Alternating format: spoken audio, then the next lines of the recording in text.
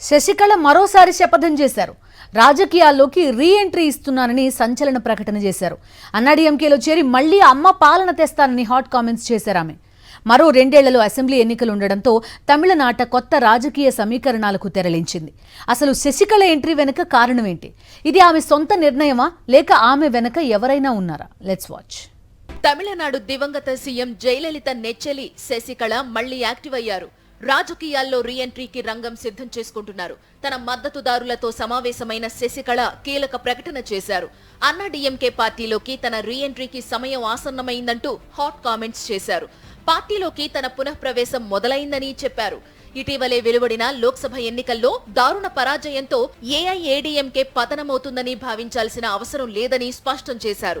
2026 assembly ఎన్నికల్లో అన్నాడీఎంకే విజయం సాధిస్తుందని విశ్వాసం వ్యక్తం చేసిన ఆమె తిరిగి అమ్మ పాలనకు నాంది పలుకుతామని వెల్లడించారు.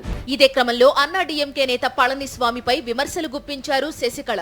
ప్రజా సమస్యలపై ప్రభుత్వాన్ని నిలదీయడం లేదని మండిపడ్డారు. ప్రతిపక్ష పార్టీ నేతగా తాను ప్రభుత్వాన్ని ప్రశ్నిస్తానంటూ తేల్చి చెప్పారు. ఇక తమిళనాడు ప్రజలు తమ వైపే ఉన్నారని తెలిపారు శశికళ. అన్నాడీఎంకే కథ ముగిసిపోలేదని, తన రీ ఎంట్రీతో ఇప్పుడే ప్రారంభమైందంటూ తన మద్దతుదారుల్లో ఆమె ఉత్సాహం నింపారు. ఎంజీఆర్, జయలలిత హయాంలో అన్నాడీఎంకే చెక్కు చెదరలేదని స్పష్టం చేశారు.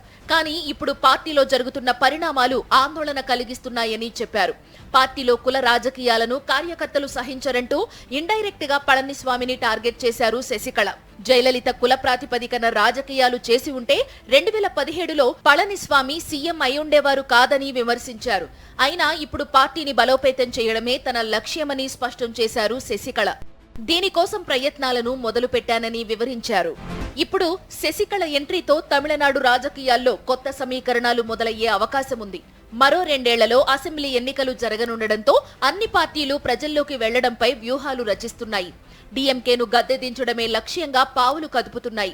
నిజానికి లోక్సభ ఎన్నికల్లో అన్నాడీఎంకే ఒక్క సీటు గెలవలేదు. చాలా చోట్ల 3-4 స్థానాల్లో నిలిచి డీఎంకేకు కనీసం పోటీ కూడా ఇవ్వలేకపోయింది. ఇదే ఫలితం అసెంబ్లీ ఎన్నికల్లోనూ రిపీట్ అవుతుందంటూ ప్రచారం జరుగుతున్న సమయంలో శశికళ ఎంట్రీ హాట్ టాపిక్ గా మారింది. అన్నాడీఎంకే విజయంతో మళ్లీ అమ్మ పాలన తీసుకొస్తానంటూ ప్రకటించడం సంచలనంగా మారింది. శశికళ ఎంట్రీని పళనిస్వామి ఒప్పుకుంటారా అంటే కష్టమే అని చెప్పాలి. గతంలోనూ అన్నాడీఎంకేలో ఎంట్రీ కోసం ప్రయత్నాలు చేసి ఆమె విఫలమయ్యారు. అప్పుడు పన్నీరు సెల్వం, పళనిస్వామి ఒక్కటిగా ఉండి శశికళకు ఎంట్రీ లేకుండా చేశారు. ఆ తరువాత పార్టీపై పట్టు పెంచుకున్న పళనిస్వామి పన్నీరు సెల్వంను సైతం బయటకు నెట్టారు. కొందరు నేతలు అసంతృప్తిగా ఉన్నా ఇప్పటికిప్పుడు పళనిస్వామిని కాదని శశికళకు పార్టీ నేతలు పగ్గాలు అప్పగించే పరిస్థితి కూడా లేదు. మరికొందరు పన్నీరు సెల్వంను తిరిగి పార్టీలో చేర్చుకోవాలని డిమాండ్ చేస్తున్నారు. ఫలితంగా పార్టీ బలోపేతం అవుతుందని భావిస్తున్నారు.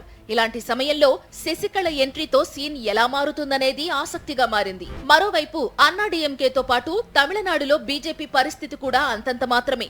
లోక్సభ ఎన్నికల్లో ఒంటరిగా పోటీ చేసి బొక్కబోర్లా పడింది బీజేపీ. రాష్ట్ర బీజేపీ అధ్యక్షుడు అన్నామలై గెలుస్తారంటూ విపరీతంగా పబ్లిసిటీ చేసినా చివరికి ఆ సీటును కూడా గెలుచుకోలేకపోయింది కమలం పార్టీ. అటు పార్టీలోని కీలక నేతల మధ్య కూడా సమన్వయ లోపం ఉంది. బీజేపీ కీలక నేత తమిళిసై, బీజేపీ రాష్ట్ర అధ్యక్షుడు అన్నామలై మధ్య విభేదాలు ఉన్నట్లు పార్టీలోనే చర్చ జరుగుతోంది. ఈ మధ్య అమిత్ షా బహిరంగంగా తమిళిసైని వారించింది కూడా ఇదే విషయంపై అని ప్రచారం జరిగింది. అది నిజమో కాదో తెలియదు కానీ అమిత్ షా మాట్లాడిన తరువాత అన్నామలై, తమిళిసై భేటీ అయ్యారు. తమ మధ్య ఎలాంటి విభేదాలు లేవని చెప్పుకునే ప్రయత్నం చేశారు.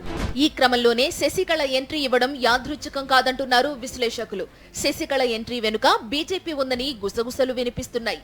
కేంద్రంలోని బీజేపీ పెద్దలతో టీటీవీ దినకరన్ కు మంచి సంబంధాలు ఉన్నాయి. మొన్నటి సార్వత్రిక ఎన్నికల్లోనూ బీజేపీతో కూటమిగా ఏర్పడి దినకరన్ పార్టీ పోటీ చేసింది. దీంతో దినకరన్ ద్వారానే ఇప్పుడు శశికళను బీజేపీ రంగంలోకి దింపిందని అంతా భావిస్తున్నారు.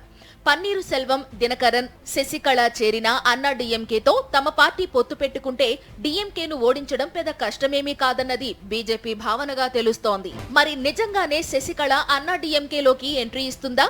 ఇచ్చినా ఆమె బీజేపీతో పొత్తు పెట్టుకుంటుందా? ఈలోపు తమిళ రాజకీయాల్లో ఇంకెన్ని మార్పులు చోటు చేసుకుంటాయో వేచి చూడాలి.